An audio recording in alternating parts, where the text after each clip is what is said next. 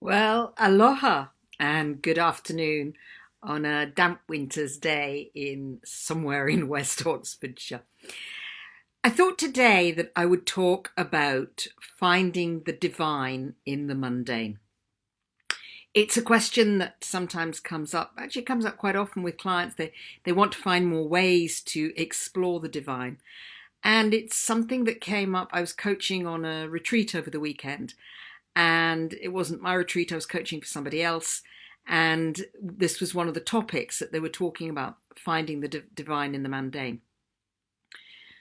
For me, when I've been looking to find the divine, one of the ways that I typically do it is nature. I go out for a walk, I walk in the fields, I connect with nature, I walk in the woods, or I just stare at the birds in my garden. But at the moment, I have a problem with my foot. So going for walks in nature isn't easy. And it's winter, so the birds are perhaps not as frequent in the garden as they sometimes are. So it's been really important that I use other ways to connect with the divine. Now, there are many tools and techniques and practices that you can use. But one of the things that I think often happens is that we're going along in our everyday, in our mundane way. We're getting the kids off to school if you've got kids. We're getting the business together. We're doing the accounts. We're going and doing the shopping. We're doing things. We're going to the gym. And it's very easy to lose sense of the joy, the connection, that sense of something bigger, something beyond.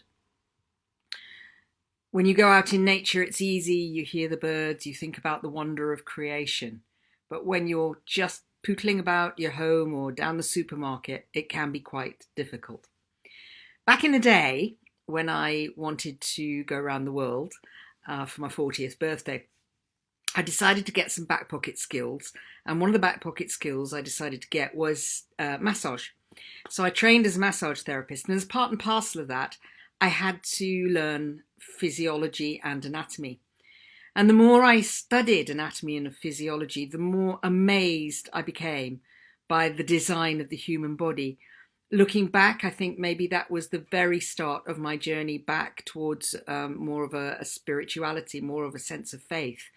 Because as I looked at the human body, the more I learned about the human body, the more I found myself going, wow, how could this amazing thing have happened by accident? And even when I'm sitting here with a sore foot, I still think, how could this amazing thing have happened by accident?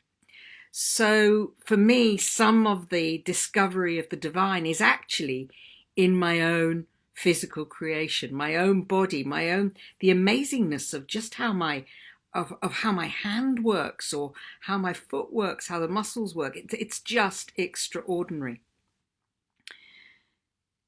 Relating to just stopping, pausing, tuning in, listening to what's going on outside. Okay, it's winter and I've got double glazing and I can't hear necessarily what's going on outside, but I can hear the solar collector when there is sun. I can hear the solar collector collecting those sun's rays to power up the water.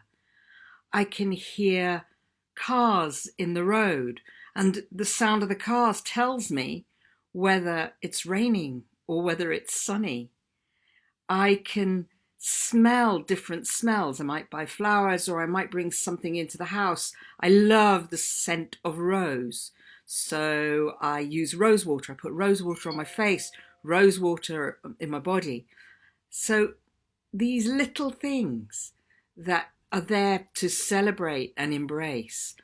Gratitude, the practice of gratitude is a big part of this. Being thankful for those small things, whether it's being thankful just for the fact that you finished off something that you've been struggling to finish. For example, tax, given that in the UK we're heading to the end of the tax year and everything's got to be in by the end of January. Might be just celebrating the fact that you got your tax in, or your tax reporting in, or celebrating the fact that you've got a roof over your head, or something. For instance, I love the feel, the texture and the look of this scarf. It's just beautiful.